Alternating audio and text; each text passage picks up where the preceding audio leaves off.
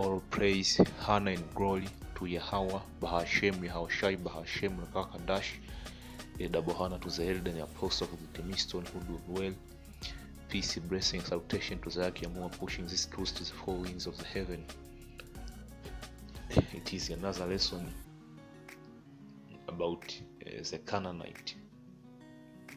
Who is Canaan? You see, this lesson was inspired by negative people, people who think that the one West or the doctrine which comes from one West is wrong just because it doesn't cater to their emotion and feeling. So they come into a conclusion that the doctrine which came from one West is wrong, man. And among many incidents, there is this problem with Canaan being the South African. Man. So you have people, they go even to the length to make the Bible fill in their blanks, man. See, to make the Bible fit what they want to hear. And I will be reading from Deuteronomy 7, starting at verse 1. It says, when the Lord thy God shall bring thee into the land whither thou goes to possess it, and hath cast out many nations before thee. That is the point, cast out many nations, man. And the land, you see, the land in which we went to possess was called the land of Canaan, man. You have those 7 nations. You see, those nations were the stock of, or if we will, the stock of the Canaanite, man, in which Canaan is a descendant of Ham, and the Canaanite are people which make the nation of Canaan. These people, when we went over there to possess the land, we expelled them from that land, man. A few of them remained, but a majority of them were expelled. So, you see, where did these people go? According to research in the scriptures, where did these people go? See, the Canaanites are not in China, the Canaanites are not in Turkey, the Canaanites are not in Philippines, the Canaanites are not in Europe, the Canaanites are not in South or North America. So where are the Canaanites, man? You see, that's why I started by saying you have people who have a problem with the doctrine from one West. When we tell them the natives are the Northern Kingdom, you see, they get in their feeling because when they look around, they don't see where is Canaan. And I will explain to you why. And again, when they look the so-called the tables of nation, you see, we tell them that Canaan is in South Africa, man.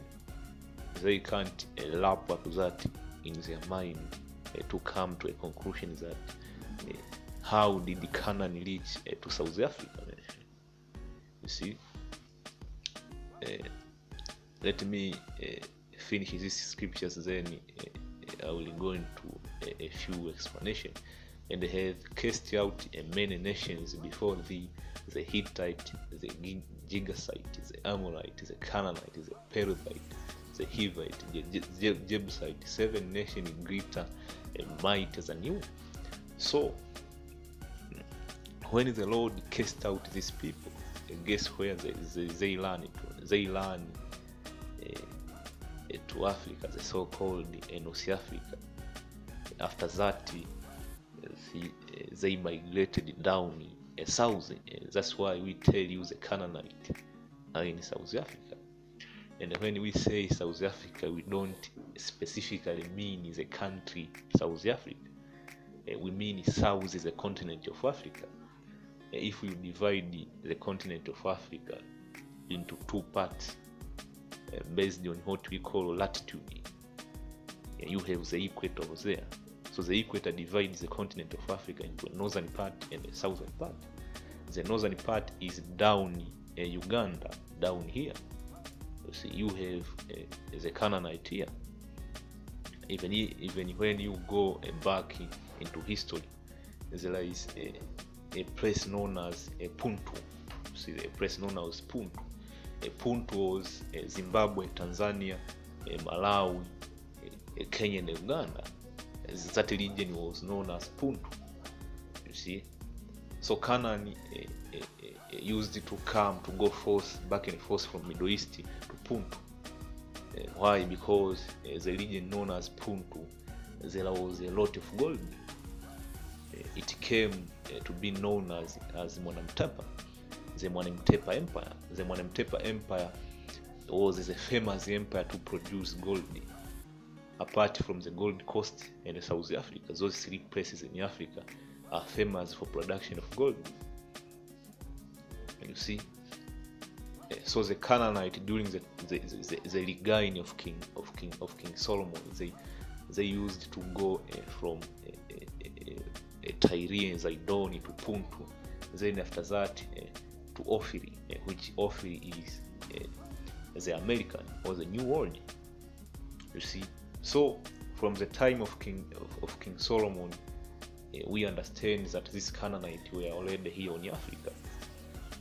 I am talking about the Canaanite. You see. So, from here, let me go and get the tables of nation. Then we will go somewhere else. This is Genesis 10. It says, now this is the generation of sons of Noah, Shem, Ham, and Japheth, and to them were the sons born after the flood. So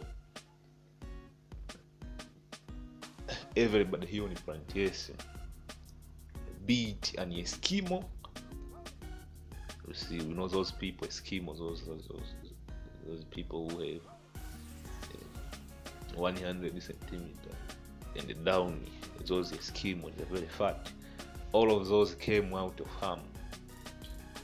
You see, and those Eskimo over there in Alaska or whatever, that place over there, those are Gadite. If you didn't know, I will jump to verse 16. And the son of Ham, Cush, Mizraim, Put, and Canaan.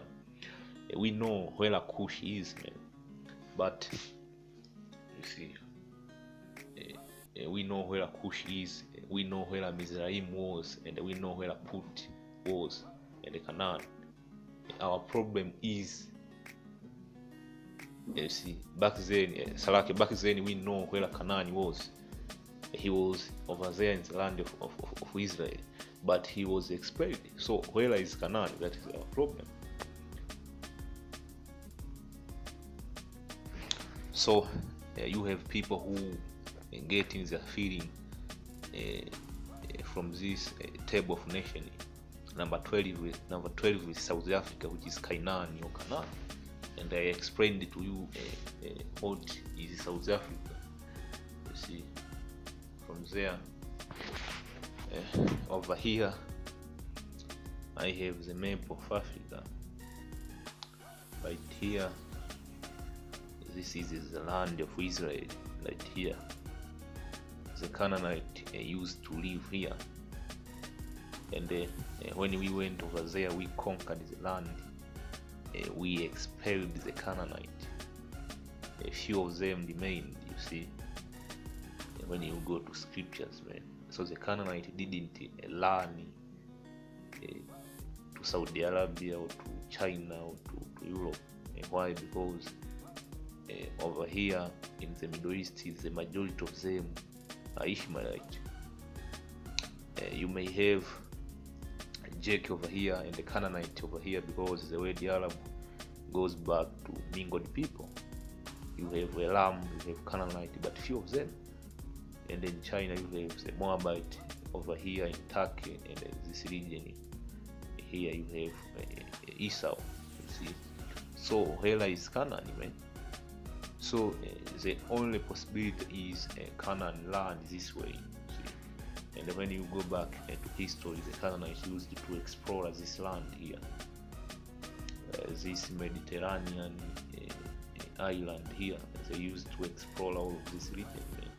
And not only that, but the Canaanite, they used to come out of ancient Tyre and Sidon to the horns of Africa around this whole continent, right? And as I was telling you, there was a region known as Puntu, which is here. That's where you get what we call Monimtapa. Monimtapa was the famous gold producing in this region. You see? So the Canaanite used to come here. So Canaan knew this part of land, what we call the southern part of Africa. So it is natural Canaan learn from here to this. He learned from here, which is ancient Israel, to this region here, because they used to explore this region. They knew this region. And there is one empire here, the Kazakh Empire. The Kazakh Empire was here. So the Kazakh Empire was here, and it was an empire which was made by the Phoenician right here. The Phoenician established that empire. So Canaan was all over these places. But later on, Jake, after we started to experience a different captivity, we learned from Israel to here.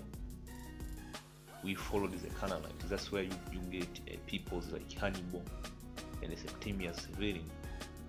So we followed the Canaanite from Israel to here.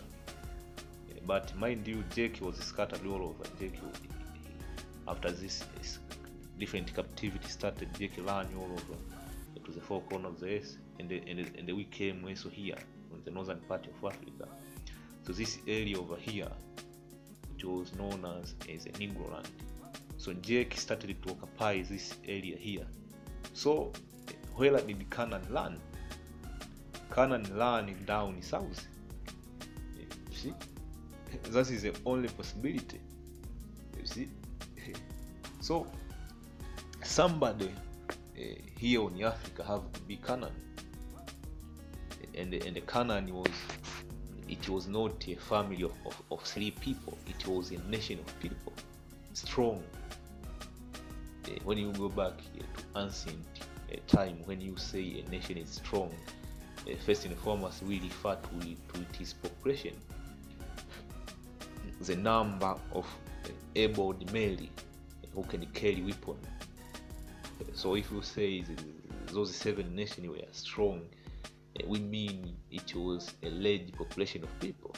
So that nation of people, it is here in Africa. So who are these people here in Africa? They are, mind you, the tables of nation told us it is this part of area.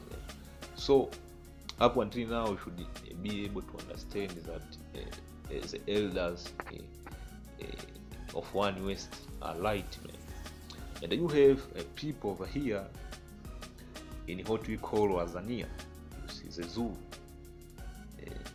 When they look at the tables of nation and what the elders of one West used to push, they think that they are wrong, and they go even to a length of using their culture. They say that their culture is based on the Torah. You see, cultures like circumcision, marriage law,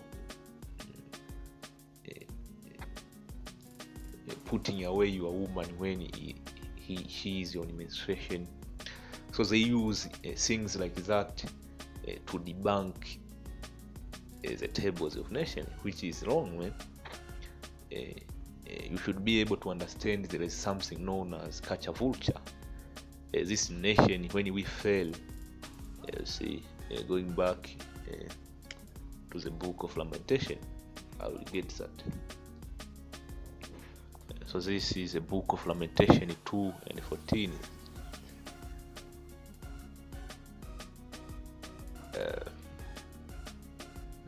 It says, "Thy prophet have seen in vain, and a foolish thing for thee, and they have not discovered thy iniquity, to turn away thy captivity." So this is goes when Jackie started to go off, man. And this false prophet, they didn't do anything. What they continued is to encourage people to sin even more and more, to the extent that the nation of Israel, they hated the prophet, the true prophet, man.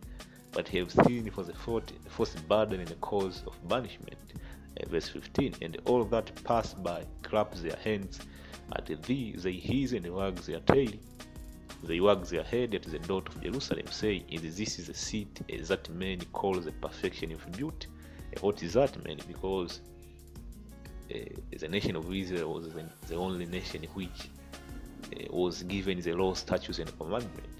So at some point we used to live a righteous life as a nation, and this other nation around about, they envied us. They envied our social conduct, our norm, our value, our standard, our law, statutes, and commandment. So they envied us. And when we fell, this other nation, they clapped their hand, man. And because of that, they went even far to steal our culture, man. Like the law of circumcision. You have a Hamite here in Africa, they circumcise, man, like how we used to do. They have the marriage law. Why? Because they want to be like us, man. They want to be the perfection of beauty. You have peoples like the Maasai, you see. The Maasai are ancient Egyptian, to be specifically. They are, what do you call, the Philistine. Why? Because they have an oral history which goes back to the Middle East, man. And they even have the story of what we call King David, man. Why? Because during the time of King David, that's where the Philistine, a majority of them were expelled out of the land of Israel. You see, and King David, he conquered them.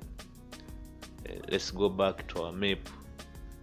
See, let's finish the perfection of beauty, the joy of the whole race. Going back to our map, you see, the Canaanites were expelled from here, and we have history, authentic history, that is the Canaanites were expelled from here to this place here, and then they were pushed down south to this area here. I'm not saying the Canaanites are only in this place. In this place you have Canaanite here, you have all over the place, but the majority of them were this place here. And you have the Philistine. I gave you an example, the Messiah Philistine. They ran from here to a place known as Morocco. After that they came down here to Tanzania. Other ran this way, other ran here, then they came following the Nile River. That's why we call them the Nilotic. And back in the day, the land of Kush was not this small land over here. It extended up to here. You see, on this area over here, you get the land of China. So this whole place here from ancient Kush, which Kush extended up to Kush extended up to Uganda, Kenya, and some part of Tanzania. So all of this up to here, at one point in time, which was one empire going back during when Nimrod used to rule. He ruled from Kush up to India. So this place here was called the Ur of the Chaldean. This is where Abraham came. Some people say Abraham came from here. No, because all of this was the land of Kush at one point in time. Abraham didn't came from here. You need to know history. The Kushite Empire extended all the way up to Middle East, and here in the Middle East you have the Kushite living here. Some of the Kushite. So all of this was the Ur of the Chaldean back in the day. Here you have Puntu. This Puntu, it was a place where the Canaanites used to explore. They used to travel from the east to this area, to the horns of Africa, to the New World. Or they used to take this route to the Mediterranean, to the New World. You see, so that was what was going on. So this area here, the southern part of Africa, the Canaanite knew it since the time of King David. Since the time of King Solomon. You see, so back to my point, you have these people in South Africa, the Zulu. They come against the tables of nation, which was made from the elders of One West. Why? Because when they look at their culture, they think that they deserve to be Israelite more than anybody. That's why I was going into this Maasai being Philistine. And they have all the cultures like the ancient Israel used to do. They circumcise, they do all of those things, make law and everything. And you have more Canaanite doing that here. That does not make them Israelite. Like I read from Lamentation 2:16, the other nation envied our perfection of beauty, which is the law, statutes, and commandment, our righteous rulership. So they adapted some of the culture, man. That is nothing new. Even Esau adapted some of the culture, man. So that is nothing new. Especially this Egyptian, the Canaanite, we used to live amongst them. So they adapted some of our culture. No wonder you have people here, you see, they have the culture going back to the Torah. That does not make you an Israelite. What makes you an Israelite is your lineage going back to Abraham, Isaac, and Jacob. So you have people here, the Zulu. So they come against the One West. Why? Because they want the elders of One West to cater to their emotion. When we tell them the Canaanite, they get on their feeling. We tell them the Egyptian, the Canaanite, they get on their feeling. Why? Because that proves even more these people are heathen. Why? Because they use culture more than the Bible. They don't want to deal with the scripture. They do away with the New Testament just to prove their point. They even went to a length to say that Jerusalem was on South Africa. If Jerusalem was on South Africa, how do you explain Alexander the Great coming from Greece all the way to Jerusalem here? That is a secular history, man. That is not biblical, that is secular history. So you mean to tell me Alexander the Great, he came all the way here to here? And another thing, the Ur of the Chaldean was this place, not here. See? And they say that the map of Africa is upside down. No, the map of Africa is not upside down. You can see it on satellite. Even if you're on what you call above the altitude, you can see it. So you have confusion going on here with these people over here, this Canaanite over here. They try to use the scriptures, but they are based on the culture.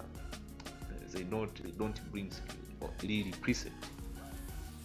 So these people over here, this region over here, you have Canaanite here, and here you have Cushite tribe, like is a Pale peoples in Taveta here in Kenya. You have the Cushite also here. The Cushite are not only in Ethiopia.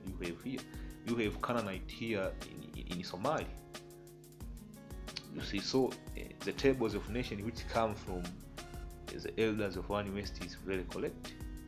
You see, so let me go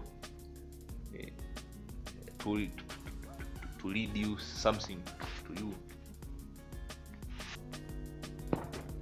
So I will be reading from Wikipedia here. It says Nilotic people. The Nilotic people are people indigenous to the Nile Valley who speak Nilotic language, which constitutes a large subgroup of the Nilo-Sahara language spoken in southern Sudan, Uganda, Kenya, and northern Tanzania. In a more general sense, the Nilotic people include all descendants of the original Nilo-Sahara speaker.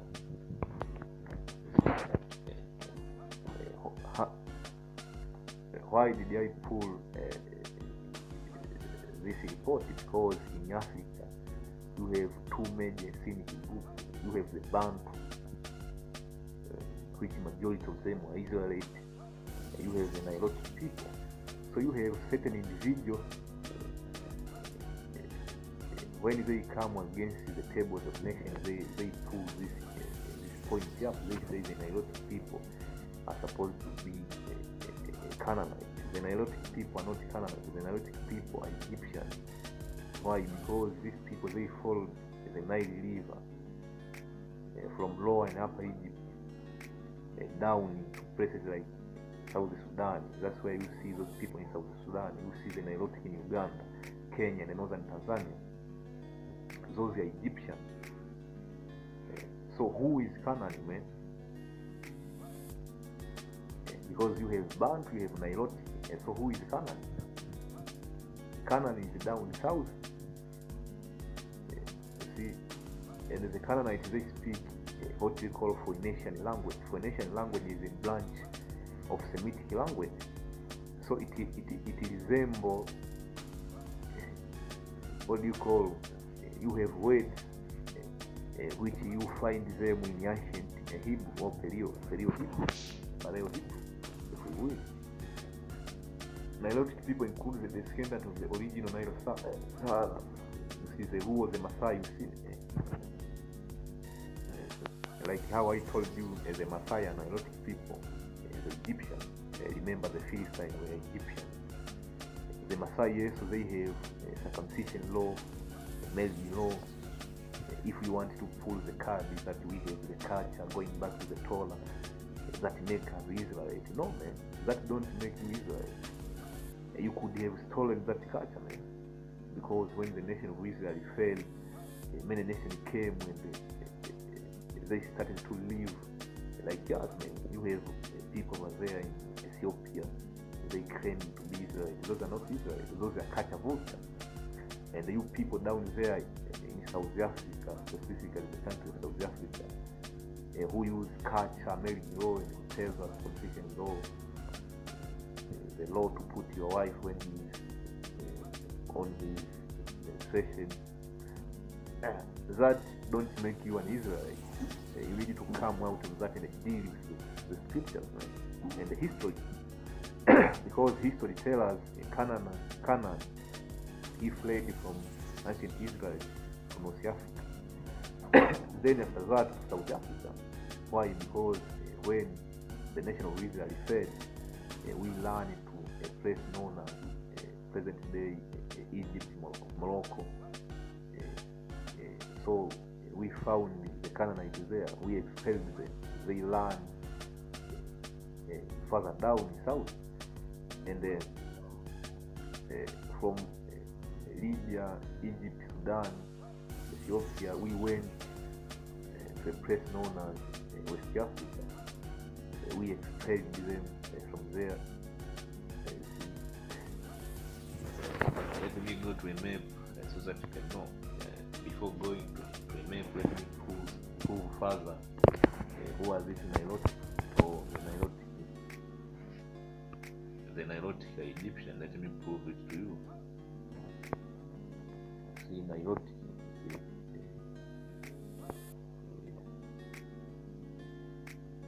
the Nilotic denoted or belong to a family language spoken in Egypt, Sudan, South Sudan. The Nilotic are not Canaanite. So the Canaanite, they live among the Bantu. So in the Bantu you have Canaan in there. So when I did that lesson, many people came against me. You see, many people came against me saying all over their feeling, whatever. Let me prove further. Let me prove to you further. I got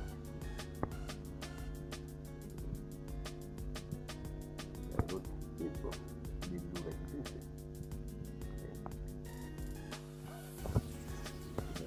So you see this good here, it's not good over here. This is Nilotic people. This is Nilotic, let me do like this.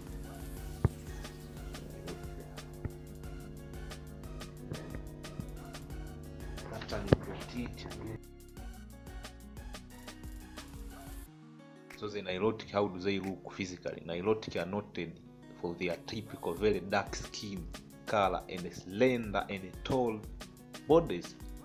Who is tall in the scripture? Let's go and see. So this is First Chronicles 11 and 23. He say, and he slew an Egyptian, a man of great stature. Who was this man? The Nilotic. So the Nilotic Egyptian, why? Because we ladies, they are very tall. Their features, they are very tall, slender, and very dark skin. Who is that man? That is Egypt man. So the Nilotic are not Canaanite. The Nilotic are Egyptian. So who is Canaan man? Who is Canaan? That's the question we need to be asking. So don't try to learn out of point and try to use the Nilotic as your cover, man. The Nilotic are not Canaanite.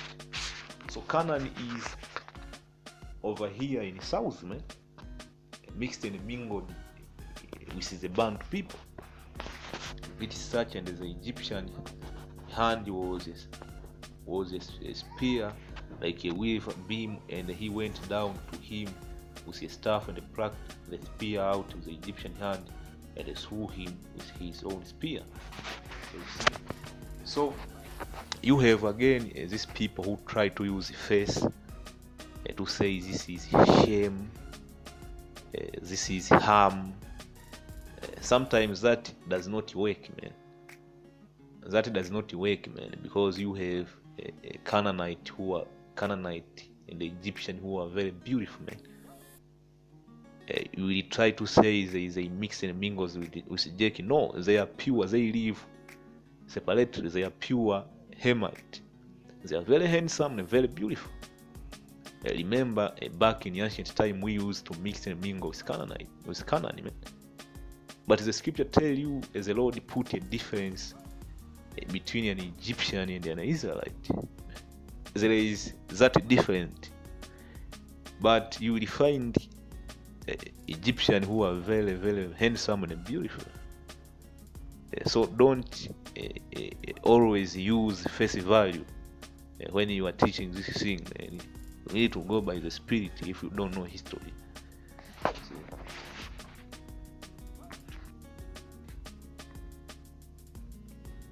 So you have this picture over here, the descendant of Ham. Up there, not the Negro, the descendant of Shem. Here they used the face. They took handsome men and they put them as the descendant of Shem, and they took the ugliest men and they said this is Ham. This picture over here, this is not entirely true, but we use this for edification sake. But this is not entirely true. I will show you right now what I mean. So I have a few pictures here I'll be showing you. So we have the first picture, this one here. It is not always this way, because you will find some Hamite are very handsome, they look like Jack. You see? So let's go. Guess who was this, man? Who was this? This is Jack, right? This is not Jack, man. This is Ethiopian, the Cushite. You see, if we could have used the face, all of this according to you were supposed to be Israelite, but it doesn't work like that, because you have some Hamite who are very beautiful, man. You have some Hamite women, man, even a Jack can't touch, man. All of this are Hamite, man, but they look Jack. All of this are toast. You see this are toast over here, but they look Jack, man. You have Jack in the middle, but a majority of them are Hamite. I went and picked this photo, man, for edification. You have this woman, he look like a Jack, man. You see? You see? So don't always use this kind of shit, man. You see? Don't always use this kind of shit. You know?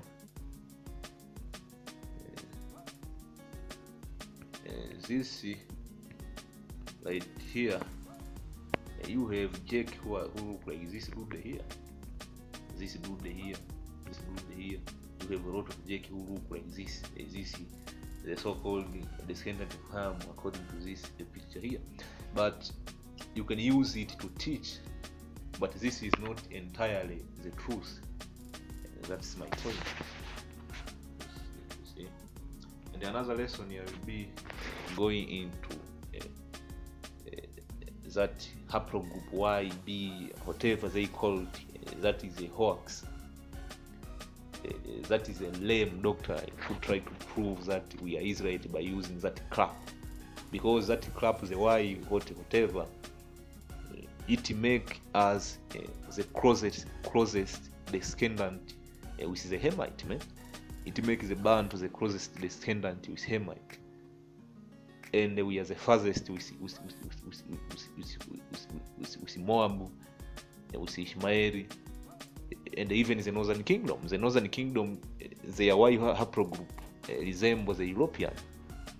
You see, the Ishmaelite, their Y haplogroup resembles the European, which is wrong. The Ishmaelites are supposed to have the same Y haplogroup. Why? Because we have the same father, which is Abraham. You see, that's what science is all about, man. And Ham was supposed to have a different Y haplogroup, but somehow, somewhere, Ham have exactly the same Y haplogroup and the subclad. We only our only difference, according to Esau, is I think Ham has number 1 and we have number 2. So Ham is the closest descendant according to Esau Y haplogroup, which is crap, man. Don't use that crap. That is vomit, man. So use the scripture, use history, correct history, which says that the Hamites are in Africa, including the Canaanites. The Canaanites are the so-called people who live down the southern part of the continent of Africa. The northern part of the continent of Africa, you have Egypt, and you have Putu, and you have Ethiopia, and you have Ishmael, and you have Jack. But the Israelites are scattered all over, man. So this I say shalom. Shalom to the next year. I hope you brothers are edified. Even though this was picking here and there, but nevertheless, you got 1 or 2 things. On to the next.